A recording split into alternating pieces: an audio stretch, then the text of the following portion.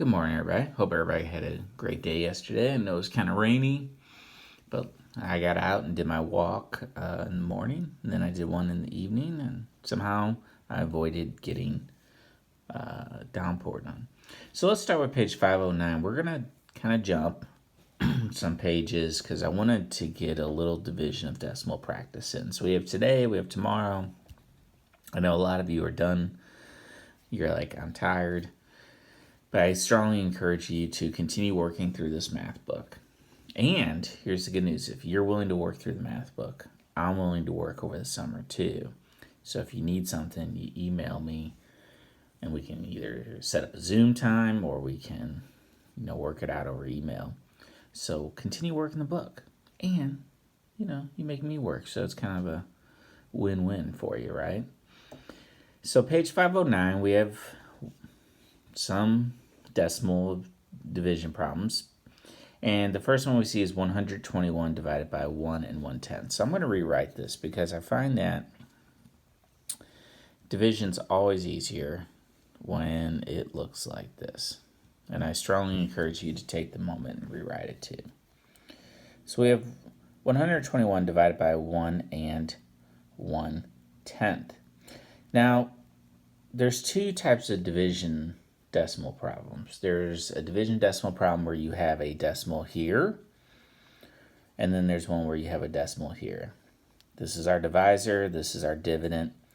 So when we have a decimal in our divisor, we have to get rid of that decimal. All right? We can't have it in there. So what we're going to do is we're going to move that decimal. Just like that. Say, hello, decimal. And what we did was we got rid of it. So now instead of saying 1 and 1/10, we're really saying divided by 11.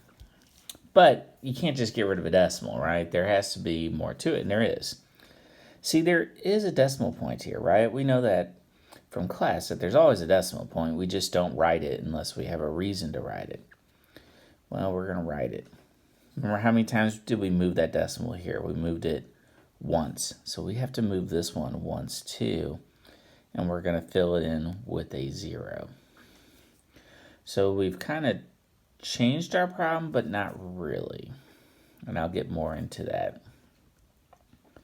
So now we have a new division problem, but it's going to work out, I promise you. So 11 goes into 12 one time. All right, and we subtract and we get 1. We bring down our next digit, which is 11. 11 goes in 11 one time. 1 times 11 is 11. We get 0, and then we bring down our last digit, which is a 0. And of course, 11 goes in there 0 times. So we get an answer of 110. Well, what was our original problem? It was 1 and 1/10. How many times does 1 and 1/10 go into 121?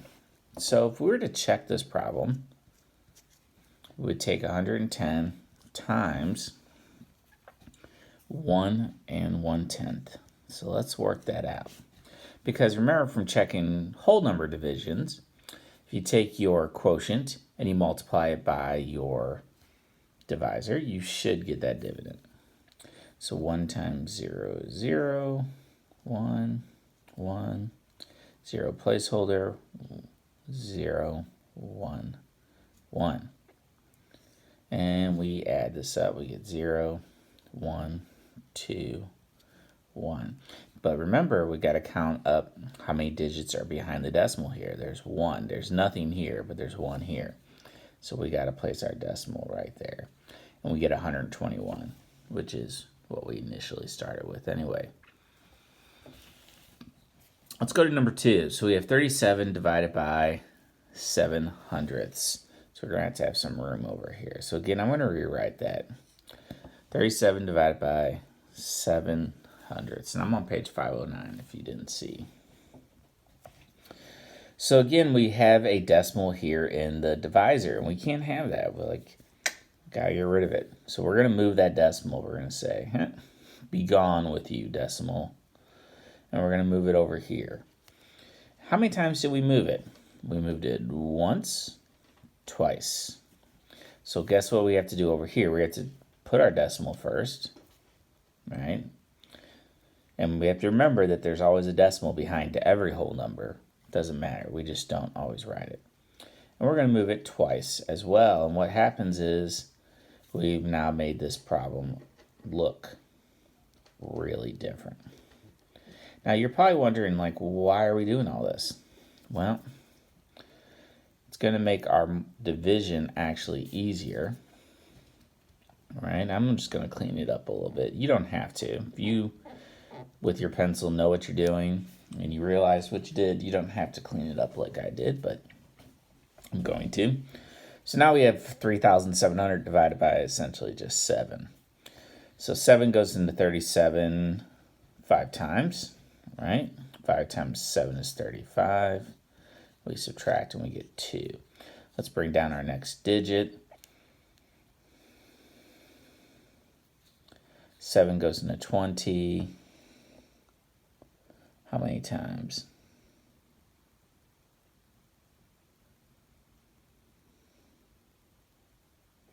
You know what? I just realized something. When I was copying these problems, I made a mistake. It should have been 35 divided by 7/100.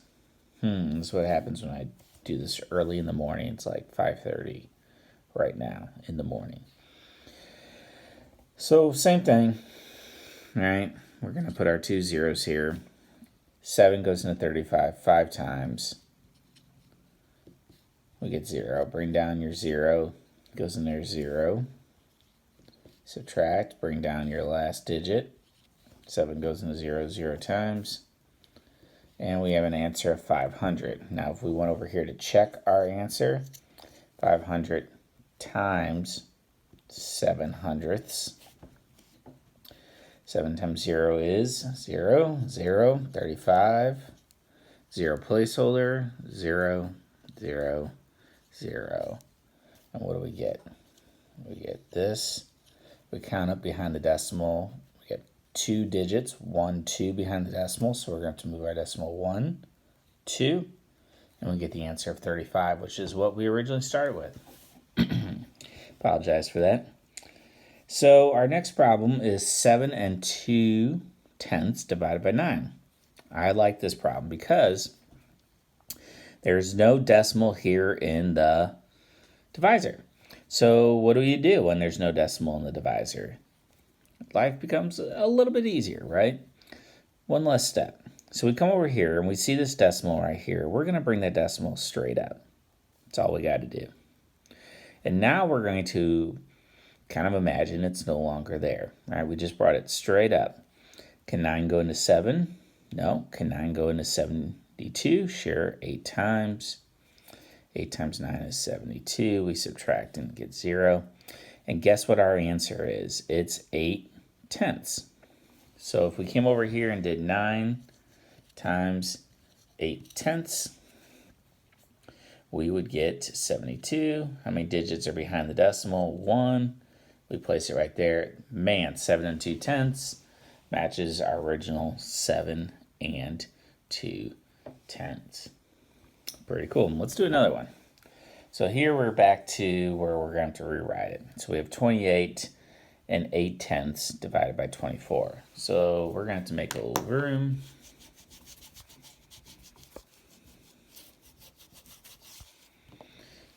All right.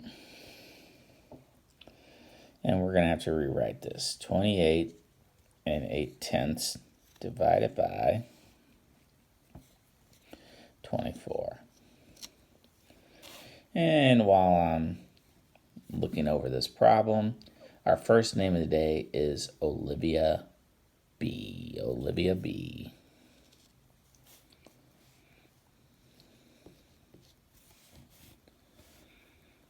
So can 24 go into 28? Yes.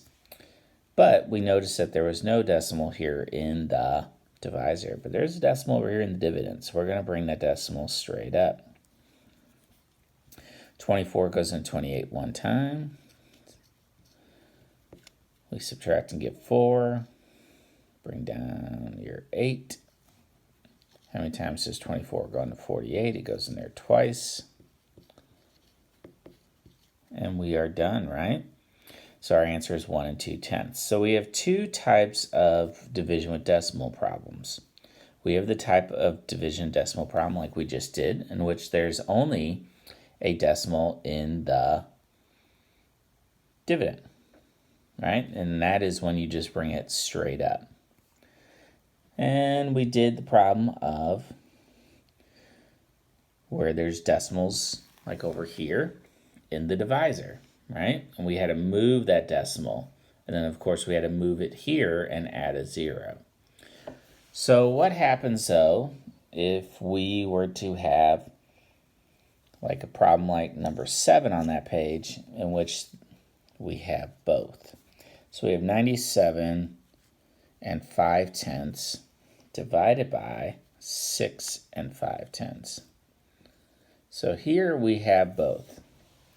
So I'm going to let you take a guess. What do you think we do here when we have both? We have a decimal in the divisor. We have a decimal in the dividend.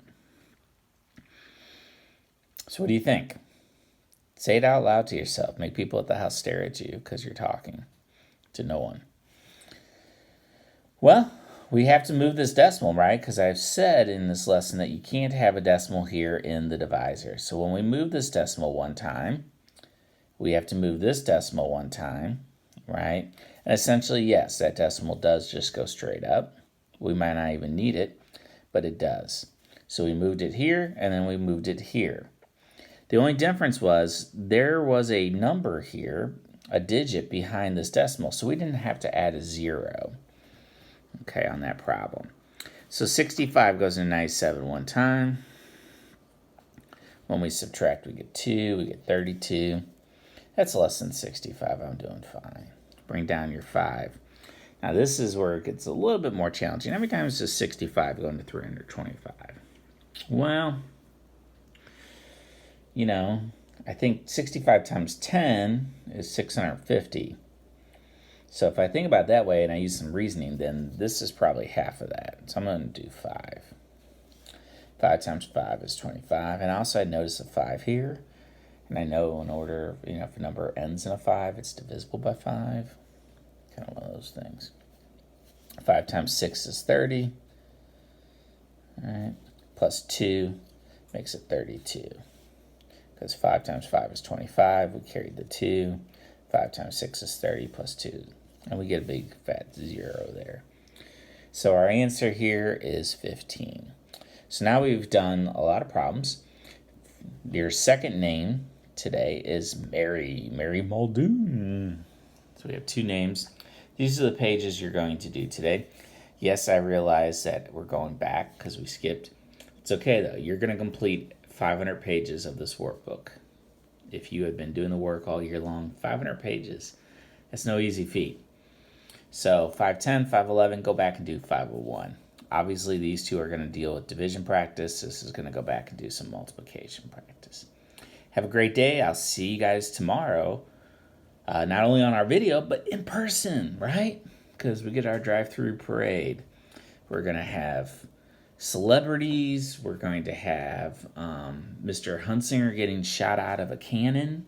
It's going to be amazing. I don't know where he's going to land. Maybe Hampshire, maybe Elm, Glendale. I'm not really sure. Maybe even Shrewsbury. He might end in Shrewsbury. That'd be awesome. Hopefully he won't get hurt. I'll see you guys later.